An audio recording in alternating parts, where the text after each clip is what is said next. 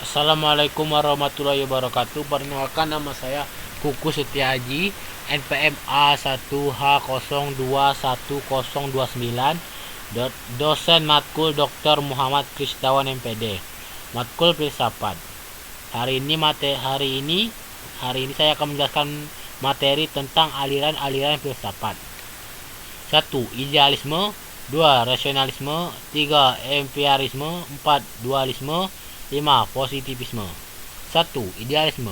Idealisme merupakan aliran yang meyakini bahwa kenyataan atau realitas terdiri dari jiwa dan ide-ide. Kata idealisme berasal dari kata ide, yang artinya suatu yang hadir dalam jiwa. Aliran ini menjadi awal yang penting bagi perkembangan cara berpikir manusia. Pemikiran dasar aliran ini pun ternyata pernah dipaparkan oleh Plato. Menurutnya, realitas yang paling dasar adalah sebuah ide, sedangkan realitas yang dapat dilihat oleh manusia adalah bayangan dari ide tersebut. Pemikiran ini tentunya memandang realitas yang tampak sebagai suatu yang tidak penting dan hanya dapat diterima jika realitas tersebut dikaitkan dengan ide-ide. Meskipun demikian, pemikiran idealisme merupakan pemikiran yang paling diterima oleh para tokoh atau filsuf. Salah satunya adalah Descartes, yang ia menyetujui bahwa unsur yang berkaitan dengan jiwa merupakan unsur yang lebih penting daripada sebuah kebendaan yang tampak. 2. Rasionalisme. Aliran rasionalisme merupakan aliran yang mengutamakan akal sebagai satu-satunya sumber pengetahuan yang dapat dipercaya. Bagi para tokohnya, akal merupakan aset terpenting yang dimiliki oleh manusia untuk menemukan, memperoleh, hingga menguji sebuah pengetahuan. Mereka juga meyakini bahwa akal memiliki kemampuan untuk menyelesaikan berbagai permasalahan dalam hidup. Segala permasalahan dapat diselesaikan dan dipecahkan melalui akal. Tokoh yang terkenal pada aliran rasionalisme adalah René Descartes. Ia memiliki julukan sebagai bapak filsafat modern. Aliran ini muncul oleh satu pertanyaan darinya: apakah metode dasar yang pasti digunakan manusia untuk melakukan refleksi?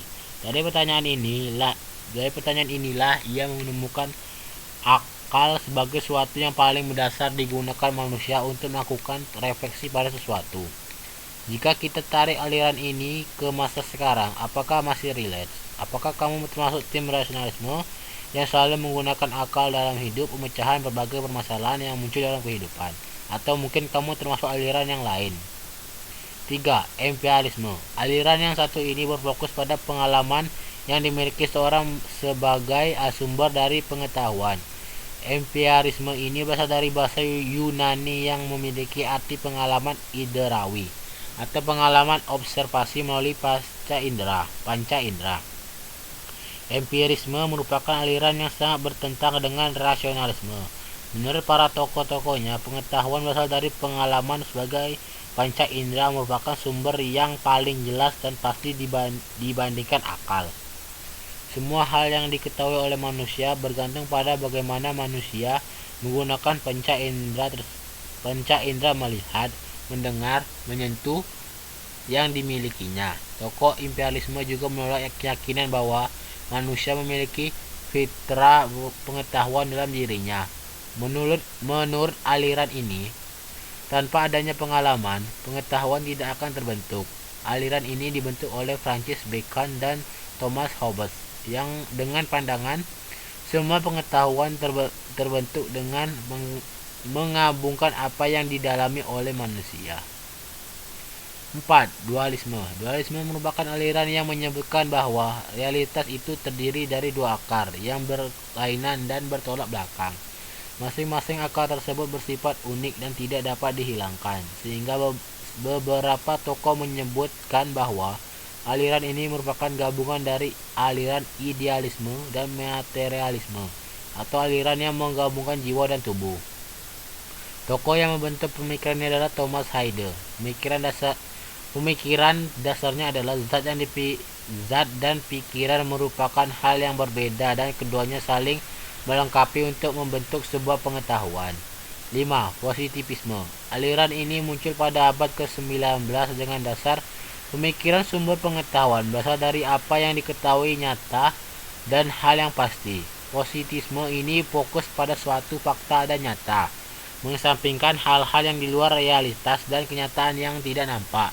Aliran ini dekat dengan imperialisme yang sama-sama meyakini pengetahuan berdasarkan pengalaman yang didasari oleh indrawi. Menurut para tokohnya, manusia tidak akan pernah mengetahui sesuatu lebih dari apa yang mereka lihat dan temukan yang didasarkan pada fakta-fakta yang nyata. Manusia tidak akan mengetahui sesuatu di balik fakta tersebut jika mereka tidak melihatnya. Tokoh yang melahirkan aliran ini adalah Henry de Saint-Simon, yang lalu dikembangkan oleh muridnya Auguste Comte. Dasar pemikiran adalah untuk memahami suatu pengetahuan, manusia harus menarik hubungan sebab akibat hingga hukum-hukum yang membentuk pengetahuan tersebut. Dalam proses mencari inilah manusia akan menemukan fakta yang akan nyata pada pengetahuan tersebut. Sekian dari saya, mohon maaf jika banyak kesalahan. Saya akhiri. Wassalamualaikum warahmatullahi wabarakatuh.